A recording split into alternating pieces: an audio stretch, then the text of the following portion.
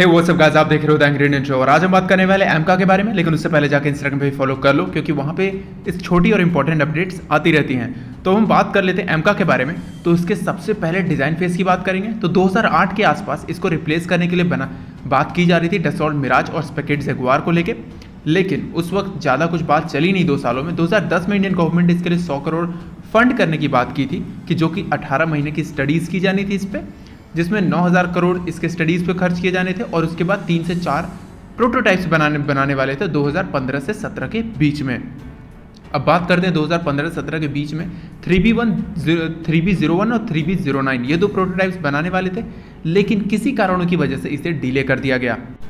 अब बात कर लेते हैं इसके करंट सिचुएशन के बारे में। तो एमका का जो करंट सिचुएशन है, जैसे कि आपको पता होगा, कुछ दिनों पहले मैंने एक पिक्चर शेयर की थी एमका को लेकर, जो कि अभी स्क्रीन पे भी देख पा रहे होंगे। ये एक फ्लाइट टेस्ट की बैच टेस्ट है जो कि टेस्ट पायलट्स के लिए बनाई गई है और इस बैच में क्लियरली दिख रहा है कि ये DSI कॉन्फ़िगरेशन के साथ आने वाला है। DSI कॉन्फ़िगरेशन वो होता है, जैसा कि आप अभी स्क्रीन पे F-22 रैप्टर को देख पा रहे होंगे, इसके पास जहाँ से एयर इनटेक होता है वहाँ पे एक बल्ज आउट बना दिया जाता है, जिससे जो एयर इनटेक होता है वो थोड़ा सा डाइवर्ट हो जाता है। ये बेसिकली काफ़ी अच्छा डिज़ाइन है, जो कि पहले स्प्लिटर प्लेट यूज़ करने की बात की जा रही थी इसमें, लेकिन उसको हटाकर अब इसमें डाइवर्टलेस सुपरसोनिक इनलेट डाल दिया जाएगा, मतलब मॉडिफाई कर दिया जाएगा। अब इसके डिज़ाइन को और डिटेल में जान लेते हैं। इसका जो विंग है वो डायमंड शेप ट्रेपेजोडियल विंग्स होगा, मतलब ये जो है ट्रांससोनिक स्पीड पे उड़ने पे जो ड्रैग्स आते हैं एयरक्राफ्ट में, उस चीज़ को रिड्यूस कर देगा। बेसिकली F-22 रैप्टर और इवन आप J-20 में भी देख पा रहे होगे इसी टाइप के विंग्स का प्रयोग किया गया है। और इसका जो टेल विंग है वो फ्यूजलाज माउंटेड टेल विंग है, जो कि पूरी तरीके से मूव कर सकता है। ये एयरक्राफ्ट को अच्छी तरीके से किसी मूवमेंट को परफॉर्म करने में मदद कर सकता है, मतलब मनूवर करने की क्षमता इस एयरक्राफ्ट की ज़्यादा हो जाएगी। और इसका जो वर्टिकल टेल है वो ऑल मूविंग नहीं है, ये बिल्कुल F-22 रैप्टर की तरह ही इसका वर्टिकल टेल बनाया गया है। और इसका जो ब्रेक सिस्टम होगा वो नॉर्मल ब्रेक सिस्टम होगा, इसमें एयर ब्रेक नहीं दिया गया होगा। अब बात कर लेते हैं इसके कॉकपिट के बारे में। तो ये एक वाइड एरिया कॉकपिट होगा, एक बहुत ही बड़े डिस्प्ले के साथ। और जैसे कि अभी आप स्क्रीन पे देख पा रहे होगे F-22 और F-35 का जो कॉकपिट है, राइट हैंड साइड में ही जो पायलट होता है वो राइट हैंड से ही एयरक्राफ्ट को कंट्रोल कर सकता है, तो वहीं पे इसका जो कंट्रोलर है वो दिया गया होगा। और इसके साथ ही अगर इसके जो स्टेल्थ कैरेक्टरिस्टिक्स को बढ़ाना है तो इसका जो एयर इनटेक कॉन्फ़िगरेशन है वो सर्पेंटाइन कॉन्फ़िगरेशन में दिया गया होगा। इससे होगा क्या, जो रडार वेव से होते हैं वो इंजन के डायरेक्ट कांटेक्ट में नहीं आते, पर आते ज़रूर हैं और उतना RCS जनरेट नहीं करते कि जितना एक नॉर्मल इंजन जनरेट करता है। अब इसके वेपन्स के बारे में बात कर लेते हैं। तो सेंट्रल फ्यूसलाज के नीचे, मतलब एयरक्राफ्ट के नीचे, इसमें इसका वेपन बे दिया गया है।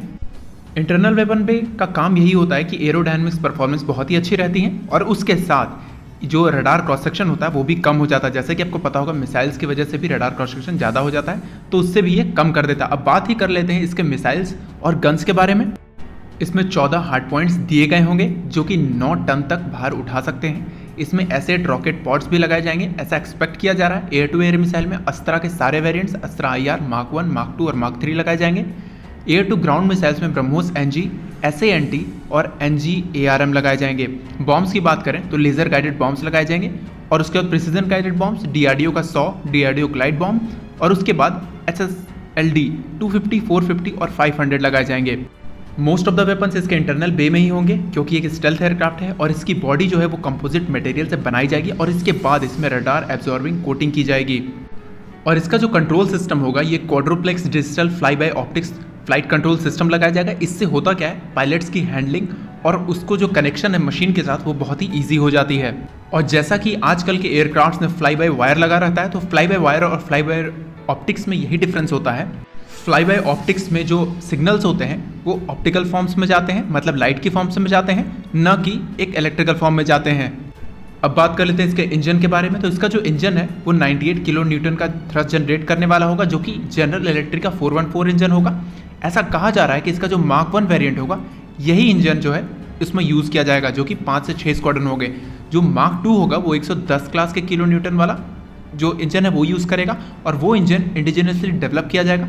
हो सकता है वो इंजन EJ2XX होगा, मतलब रॉयल्स और इंडिया के द्वारा बनाया गया जो इंजन होगा, या फिर अगर कावेरी इंजन रिवाइव हो जाता है तो कावेरी इंजन होगा।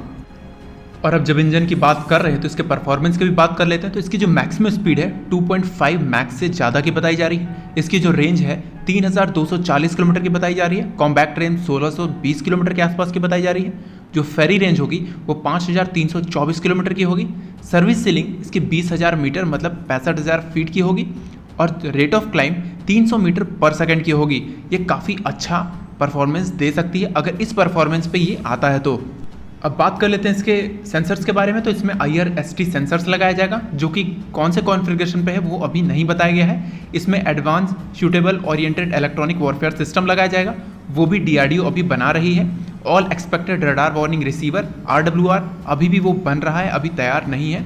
सेल्फ प्रोटेक्शन जैमर SPJ भी बनाया जाएगा, CMOS लगाया जाएगा, लेज़र वार्निंग रिसीवर लगाया जाएगा, मिसाइल वार्निंग सूट लगाया जाएगा और डिफेंस इलेक्ट्रॉनिक्स एप्लीकेशन लेबोरेटरी मतलब DEL इस एयरक्राफ्ट के लिए next generation network centric aircraft management system लगा रही है जो कि एक बहुत ही अच्छा सिस्टम है। इससे data fusion, corporative engagement capability और डिसीजन लेने की क्षमता, इंटीग्रेटेड मॉड्यूलर एवियोनिक्स और इंटर्न सिग्नेचर कंट्रोल, ये सभी चीज़ें बहुत ही आसान हो जाएंगी। और हमेशा की तरह किसी भी एयरक्राफ्ट के जो रडार होते हैं वो उसके आंख, नाक और कान होते हैं। तो इसमें जो रडार है वो उत्तम AA से गैलियम नाइट्राइड वाला रडार लगाया जाएगा। ये कंफर्म नहीं है, अगर ये उस वक्त तक तैयार हो जाता है तो ये रडार लगाया जाएगा, नहीं तो कोई अमेरिकन या फिर इजरायली रडार इसमें लगाया जाएगा। पर अगर उत्तम AA से रडार का गैलियम नाइट्राइड वाला वर्जन इसमें लगाया जाता है तो इसकी रेंज बहुत ही ज़्यादा होने वाली है और इसका जो एनर्जी कंजप्शन है मतलब फ्यूल का जो कंजप्शन है वो भी बहुत कम होगा। बेसिकली अगर ये रडार इसमें लगाया जाता है तो ये अभी तक में सबसे बेस्ट रडार आप कह सकते हो। 5th जनरेशन एयरक्राफ्ट में जो रडार लगने वाले हैं उसमें सबसे बेस्ट होगा। और अब बात कर लेते हैं इसके जनरल कैरेक्टरिस्टिक्स के बारे में। तो इसमें एक पायलट इसका क्रू होगा, इसकी जो लेंथ होगी वो 17.2 मीटर की होगी, हाइट जो होगी वो 4.8 मीटर की होगी, जो विंग एरिया होगा वो 39.9 मीटर स्क्वायर होगा। एम्प्टी वेट अगर देखें 11,000 किलो का इसका एम्प्टी वेट होगा, ग्रॉस वेट 18,000 किलो का होगा, टेक ऑफ वेट जो है वो 29,000 किलोग्राम का होगा, फ्यूल कैपेसिटी 6,500 किलोग्राम की होगी और पावर प्लांट जो इसमें 2 लगाने वाले हैं मतलब टर्बोफैन के आसपास, लेकिन ये अभी तक अनडिसाइडेड है। जैसे इस चीज़ पे कोई अपडेट आएगी मैं आपको सबसे पहले बता दूंगा। और जैसा कि एक अपडेट आई हुई थी कि 2025 और 2024 से तक इसका जो है फर्स्ट प्रोटोटाइप बना लेना है, तो उस फर्स्ट प्रोटोटाइप में सिर्फ एक फ्लाइंग मॉडल बनाया जा रहा है, न कि एक कंप्लीट AMCA बनाया जा रहा है। वो एयरक्राफ्ट स्टेल्थ नहीं होने वाला है, उसमें सिर्फ रडार्स, वो भी दूसरे रडार्स लगने वाले, उसमें इंजन्स भी दूसरे लगने वाले हैं। सिर्फ इसको फ्लाइट करके टेस्ट करने किया जाना है कि इसका जो डिज़ाइन है वो अच्छी तरीके से उड़ने में सक्षम है या नहीं। और इंडियन एयरफोर्स की तरफ से या फिर HAL या फिर DRDO की तरफ से इसका Mark 1 और Mark 2 वेरिएंट का कोई भी डिस्क्रिप्शन नहीं दिया गया है। और अगर इसमें कोई डिफरेंस होता भी है तो सिर्फ इंजन को लेके ही इसे Mark 1 और Mark 2 बताया जा रहा है। तो आज के वीडियो को इतना ही। अंत तक वीडियो को देखने के लिए धन्यवाद। जय हिंद।